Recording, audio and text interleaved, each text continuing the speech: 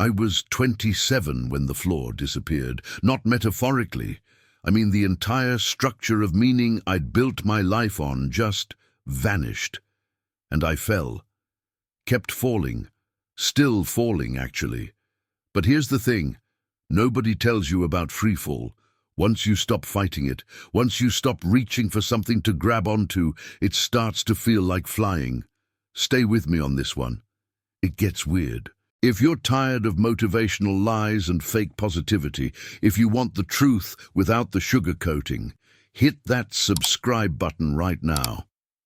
This is raw existence. We don't do comfort here. We do honest. Like this video if you've ever felt what I'm about to describe. And comment below the exact moment you realized none of this means what you thought it meant. I read every single one.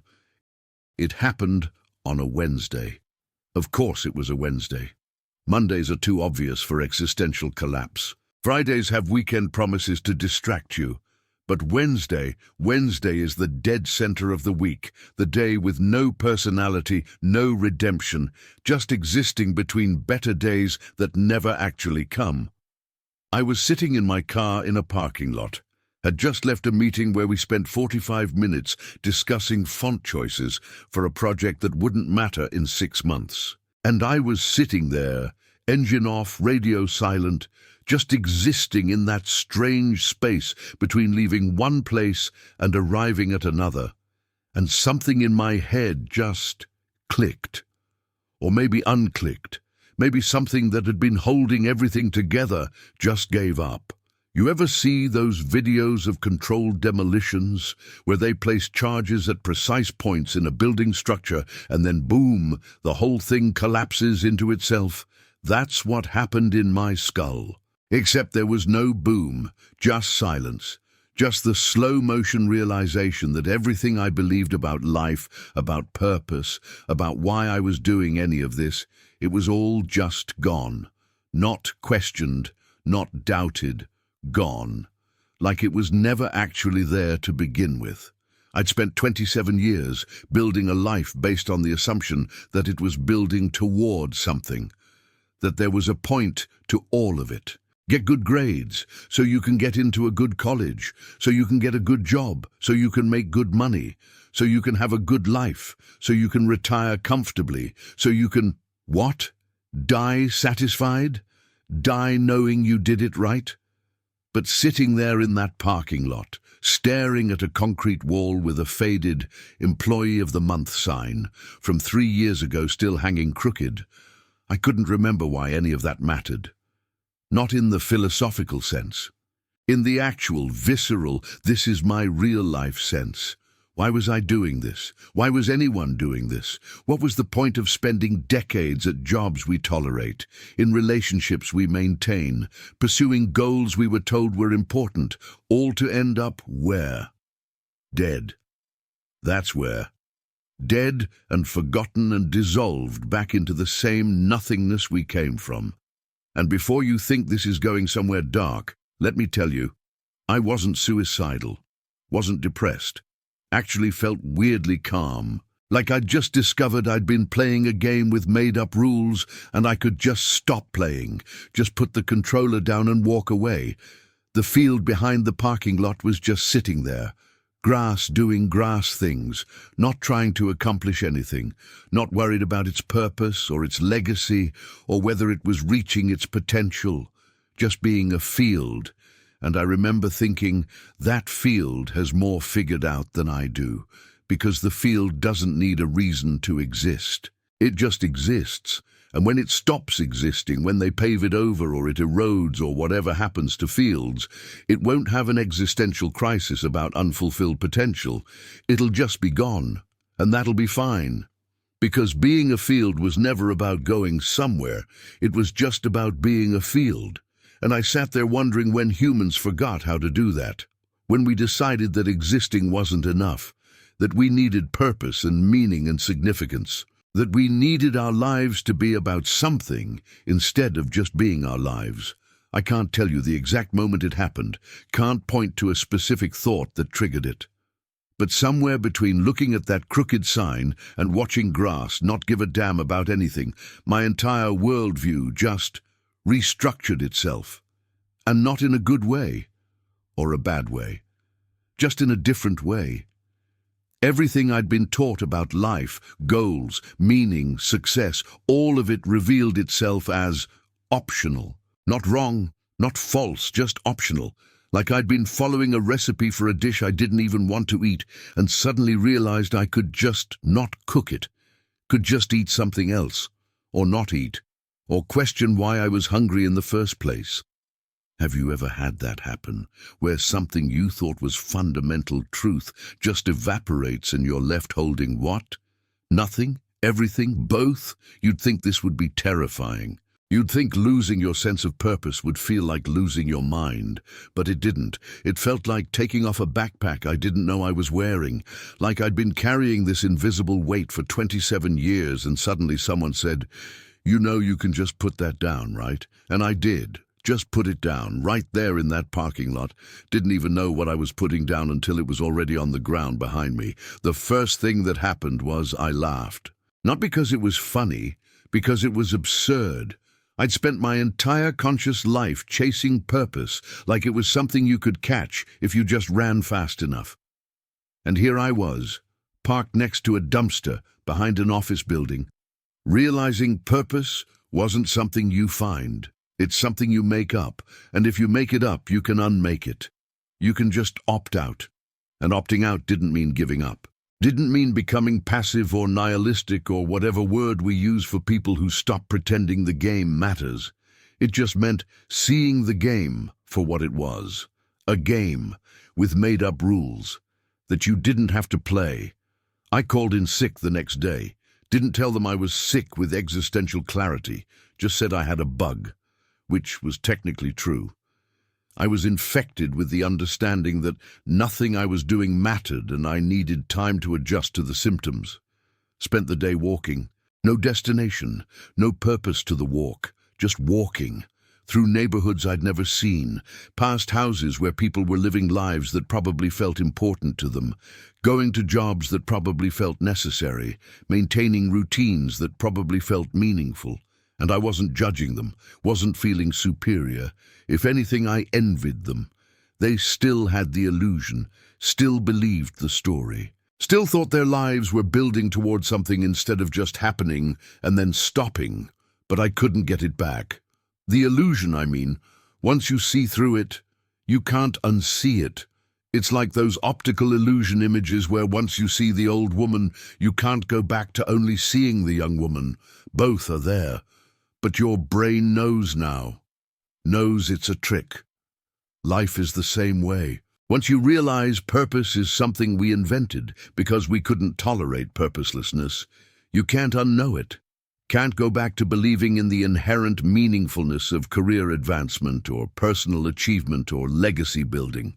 I ended up at a park, one of those small neighborhood parks with old playground equipment and a couple of benches that have definitely seen some things.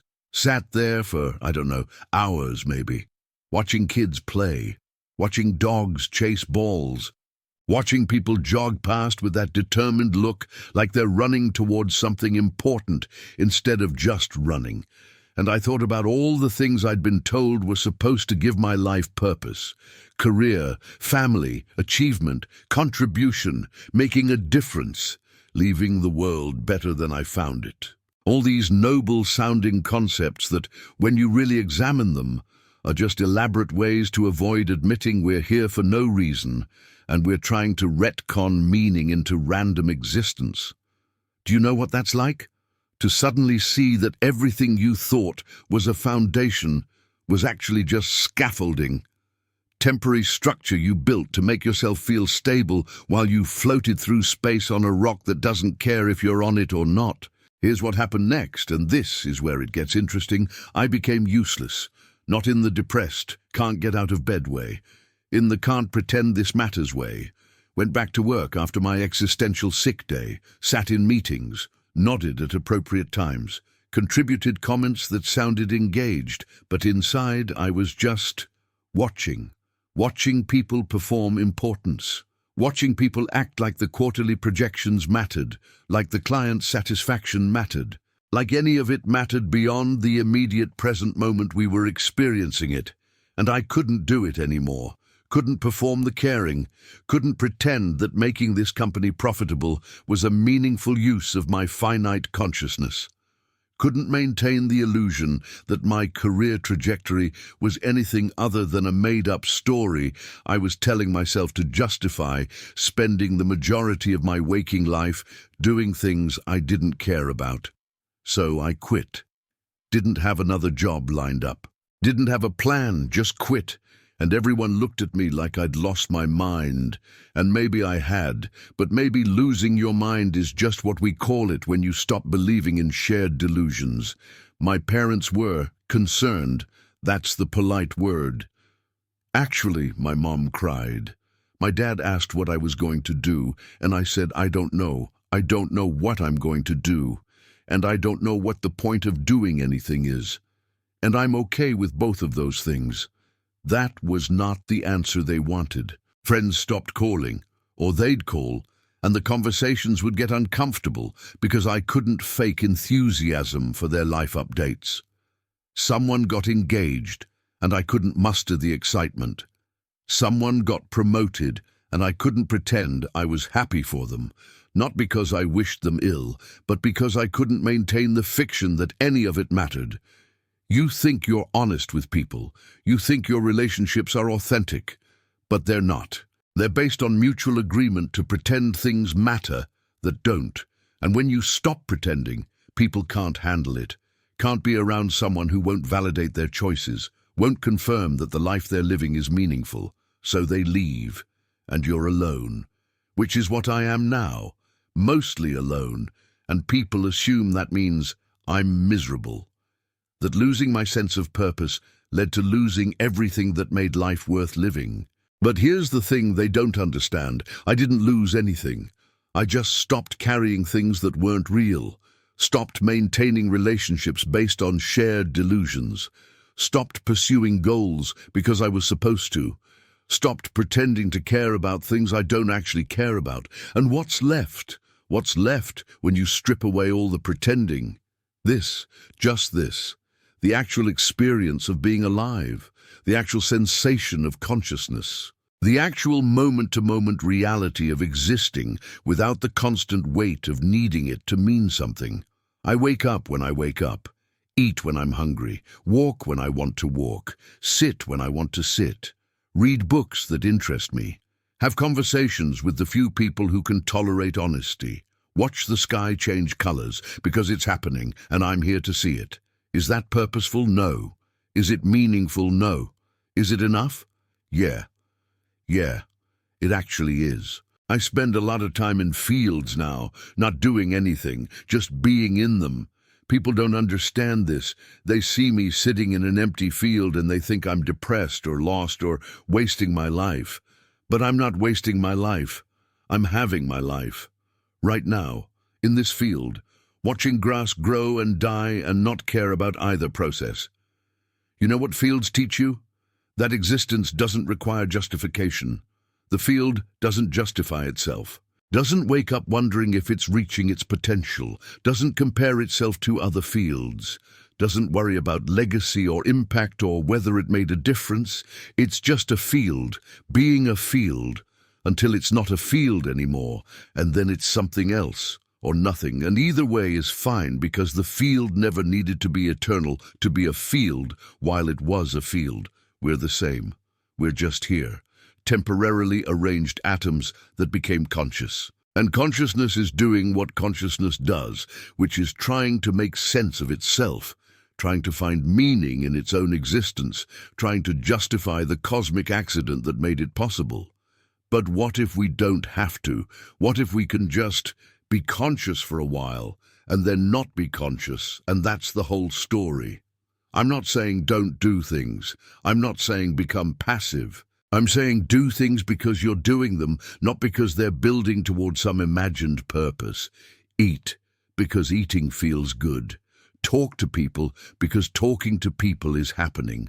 create things because creating is what's happening in this moment, not because it matters, just because it's what consciousness is doing right now. There's a tree in the field I go to, old tree, been there longer than me, will probably be there after me, and that tree doesn't have goals, doesn't have a 5-year plan, doesn't wake up wondering if it's living its best tree life. It's just being a tree, doing tree things. And when it dies, it'll rot and become soil, and other things will grow from it, not because that was its purpose, just because that's what happens to dead trees. And that tree seems more at peace than any human I know, because it never needed a reason to be a tree. Being a tree was sufficient. When did we forget how to do that? When did being human stop being sufficient? When did we decide we needed to be important humans? Successful humans? Humans who made a difference? I'm watching a bird right now. It's just sitting on a branch, not contemplating its existence, not worrying about bird politics or bird economy or bird legacy, just sitting, being a bird, and then it'll fly away, and then it'll sit somewhere else, and then it'll die, and none of it needs to mean anything for it to be exactly what it is. We're the only species that needs our existence to be about something. Every other living thing just lives, and then stops living, and the universe continues without opinion. My sister visits sometimes. She's the only one who still does. She sits with me in the field, which I appreciate even though I can tell it makes her uncomfortable. She's still living the purposeful life, still believes in career advancement and goal achievement and making something of yourself. She asked me once, point blank, "Are you happy?" And I said, "I don't think I understand that question anymore." She said, "That's not an answer." I said, "Sure it is. You're asking me if I'm experiencing a specific emotional state that we've agreed to call happiness, and I'm telling you that emotional state requires believing my life is supposed to be a certain way. And I don't believe that anymore, so I can't be happy in the way you mean. But I'm also not unhappy. I'm just here, experiencing whatever this is." She didn't like that answer. Nobody does. People need you to categorize your experience into emotions they understand. Happy or sad, fulfilled or empty, succeeding or failing. They can't handle, "I'm just existing without judgment about the existing." She asked what I do all day, and I told her all kinds of things. I read, I walk, I sit in fields, I watch weather happen, I talk to the few people who can tolerate conversations that don't go anywhere. I exist in a body that's slowly dying, and I notice that's happening. She said, "But don't you want to do something? Don't you want to make something of your life?" And I said, "My life is already something. It's this, right now. Me and you sitting in this field having this conversation, that's what my life is. Not preparation for real life, not building toward real life. This is it, and it doesn't need to be more than it is." She cried, and I understood why. Because she's spent her whole life building towards something, working for something, sacrificing for something. And I was telling her indirectly that all that building might be toward nothing, that the something she's working toward might not exist, that purpose might be a story we tell ourselves because the alternative is too frightening. And she needed to believe I was wrong, needed to believe I was having some kind of breakdown. Because if I was actually okay with purposelessness, it meant her life of purpose might be the delusion. And that's too much to consider. Do you have people like that in your life? People who need you to be ambitious so they don't have to question their own ambition? Who need you to be struggling so their struggle seems normal? Who need you to want what they want so they can believe wanting those things is natural? I'm not angry at them, not judging them. They're doing the best they can with the story they were given. The story that says life needs purpose, that humans need goals, that existence requires justification. I just can't tell that story anymore. Can't pretend I believe it. Can't maintain the performance of purpose for other people's comfort. Now, the practical people in the audience are thinking, okay, but how do you survive? How do you pay for things? You can't just opt out of capitalism because you had an existential revelation. And you're right, you can't. Money is still necessary for continuing to exist in a body that needs food and shelter. I'm not so enlightened that I've transcended the need to eat. So I work, sort of. I do odd jobs, gig work, things that pay enough to keep existing but don't require me to pretend they're meaningful. I deliver food sometimes. I help people move. I do yard work, tasks that are clearly transactional. I do thing, you give me money, transaction complete. No performance of corporate culture. No pretending I care about the company vision. No quarterly reviews where we discuss my professional growth. Just, here's task, here's compensation, done. And I make enough. That's the strange thing. When you stop needing things, you need less money. When you stop trying to signal success, you don't need the expensive apartment, the new car, the wardrobe that says you're serious and professional. The subscriptions and memberships and all the things we buy to prove we're living the life we're supposed to want. I live in a small place. One room, basically.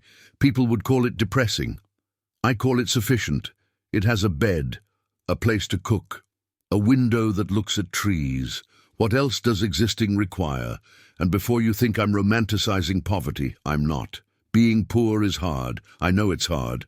But there's a difference between being poor and trying to escape poverty and being minimalist because you realized you don't need what you thought you needed. I'm not suffering. I'm just not accumulating, not building, not growing, not progressing toward anything, just maintaining the baseline conditions necessary for consciousness to continue happening. And you know what's weird? I'm less stressed now than when I had a career. When I was pursuing goals, when I was trying to make something of my life, because stress comes from the gap between where you are and where you think you should be, and I'm not trying to be anywhere other than where I am, so there's no gap, no stress, just this. Is this sustainable? I don't know. I don't think about sustainable. Sustainable implies a future I'm planning for. And I'm not planning for a future, I'm just continuing until I don't. And when I don't, that'll be fine too. Because nothing about this needed to continue anyway. There are a few people who understand. Not many, but a few. Usually people who've also had their flaw disappear. Who've also experienced that moment when everything they believed about life just evaporated. Met a guy at the park once, older guy, 70-something. We ended up talking. He told me he'd been a lawyer for 40 years, made good money, had the career, the family, the house, all of it. Then his wife died. And in the months after, watching everyone move on, watching life continue like she'd never existed, something broke in him. He said, I realized I'd spent 40 years winning arguments about things that don't matter in rooms that won't be remembered by people who'll be dead soon. And my wife, who actually mattered to me, she's just gone. Like she was never here. And I kept thinking, what was the point? What was any of it for? And he sold everything. The house, the practice, all of it. Lives in a small apartment now. Spends his days reading and walking and sometimes talking to strangers in parks who look like they've also fallen through the floor. He said, people think I'm depressed. They think I gave up. But I didn't give up. I just stopped playing, and nobody knows what to do with someone who stopped playing. We sat there for a while, not talking, just existing in proximity, and it was comfortable, not in the way conversations with purpose are comfortable. Comfortable in the way silence between people who don't need to fill it is comfortable. He asked me if I was happier now, and I gave him the same answer I gave my sister, that I don't think I understand the question anymore.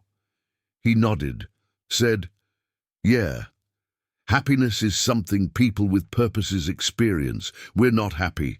We're just not unhappy. We're just here. And that might be the most honest description I've heard. There's a woman I see sometimes at the same field I go to. She's there most mornings, never talk to her, don't know her name, but she sits at the opposite end and we just coexist, both doing the same thing, which is nothing, which is everything, which is just being in a field, because being in a field is what's happening. Sometimes I wonder what her story is, what moment made her realize fields are better than purpose. But I don't ask, because asking would break the unspoken agreement we have, which is we're both here because we're done performing. And performing includes the performance of connection. We're not lonely, we're alone. And there's a difference. Lonely is wanting connection and not having it. Alone is just the state of not being with others. And alone is fine when you're not trying to fill it with meaning. So what happens next? That's what people want to know. What's my plan? Where is this going? What am I building toward? And the answer is nothing. I'm not building toward anything. I'm not going anywhere. There is no next. There's just now, and then another now, and then another now, until there aren't any more nows. That's not sad. That's not resignation. That's just accurate. That's just what's actually happening, stripped of the narrative we usually wrap it in. People need the narrative, need to believe they're in the middle of a story that's going somewhere, that has a plot, that will resolve into something meaningful. But what if we're not in stories? What if we're just in time? And time doesn't have a plot. It just keeps happening until it doesn't. I'm not depressed. That's what everyone thinks. They hear no purpose, and they hear suicidal. But I'm not. I don't want to die. I just don't need to not die for any reason beyond dying seems less interesting than continuing to exist. I'm curious about tomorrow, not because tomorrow holds promise, but because I'll experience it. Consciousness will keep happening. Things will occur, and I'll notice them. And that's interesting, not meaningful, just interesting. Will I always live like this? I don't know. I don't make predictions about future versions of me. Future me might want something different, might rediscover purpose, might decide to play the game again, or might not. Either way is fine, because neither way matters beyond the experience of doing it. Some people find purpose again after losing it. They reconstruct it, build a new meaning out of the ashes of the old one. And that's fine. That's their consciousness doing what their consciousness does. My consciousness just stopped building, stopped reconstructing, stopped needing to. Maybe that'll change. Maybe I'll wake up one day and the floor will reappear and I'll be back in the game. Or maybe I won't. Maybe I'll sit in fields until my body stops functioning. And then I'll stop sitting in fields. And that'll be the end of this particular arrangement of atoms experiencing itself. And you know what? That's fine. That's completely fine, because none of it needed to happen for any reason beyond it happened, and when it stops happening, it won't need a reason for that either. If I could go back to 26-year-old me, the one who still believed in purpose, who still thought life was building towards something, what would I say? Nothing, probably, because 26-year-old me needed to believe, needed the structure, needed the illusion. And taking that away prematurely would have broken something that wasn't ready to break. The floor disappears. When it disappears, you can't force it, can't rush it, can't make yourself see through something before you're ready to see through it. The illusion protects you until you're strong enough to handle its absence. And maybe some people never need it to disappear. Maybe some people live their whole lives believing in purpose and die believing their life meant something. And they're happy that way. And that's fine. That's their consciousness doing what their consciousness does. I'm not trying to convince anyone. Not trying to make anyone else see what I see. If you still believe your life has purpose, keep believing it. If it helps you get up in the morning, if it makes your existence more tolerable, if it gives you something to hold on to in the dark, hold on to it. I'm just telling you what happened to me. What happens when the floor disappears, what the view is like from freefall. And if you're also falling, if you've also lost your grip on purpose, I'm here to tell you, you're not broken. You're not failing at life. You just stopped playing a game you didn't realize you were playing. And what comes after the game? This, just this, the actual experience of being conscious without the overlay of meaning. And it's not dark, it's not empty. It's not sad, it's just different. It's just honest. Here's what I know now that I didn't know in that parking lot on that Wednesday when everything fell apart. Purpose is a cage we build to feel safe. Meaning is a story we tell to feel significant, and both are optional. Both are constructs. Both can be put down if you're willing to live without the comfort they provide. And what's left when you put them down? Freedom. Not the freedom to do whatever you want, the freedom from needing to do anything, the freedom from obligation to meaning, the freedom from the tyranny of purpose. You can just exist, just be a human doing human things, not working toward anything, not building toward anything, not progressing toward anything. Just being alive in a body that's temporarily functioning and noticing that's happening. Is that enough? For me, yes. For you, maybe not. And that's okay. We don't all need the same things. We don't all need to see the same truths.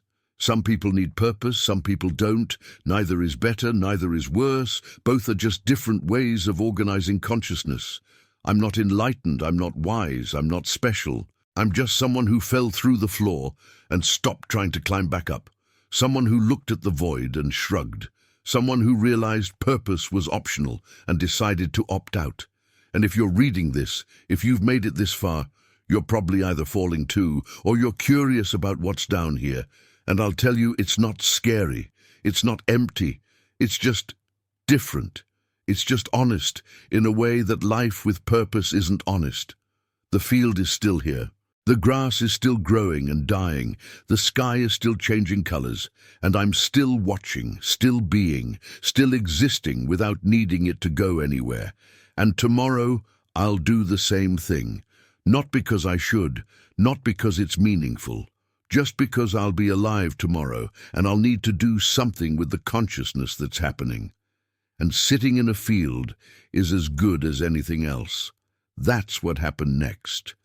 After I realized life has no purpose, I kept living. Not for any reason, just kept living, and that turns out to be enough. So that's my story. That's what happens when the floor disappears and you stop trying to find it again.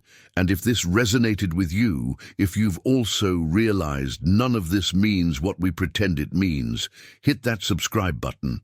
We're building something here at Raw Existence. Or maybe we're not building anything. Maybe we're just existing together in the same digital field, watching the same nothing happen. Like this video if you've also had your Wednesday. If you've also sat in a parking lot and watched meaning evaporate. And drop a comment telling me where you were when it happened. What were you doing when you realized life has no purpose? I want to know. I read every comment. We're all falling together. Might as well talk about the view. And if you know someone who's falling, who's lost their grip on purpose and thinks they're broken, send them this. Let them know they're not alone. Let them know the freefall isn't failure, it's just different. Thanks for sitting in this field with me, for 40 minutes, for however long this was, for being here while I talked about nothing, or everything, or both. See you in the next one, or not. Either way, the field will still be here, and so will I until I'm not. And that's fine.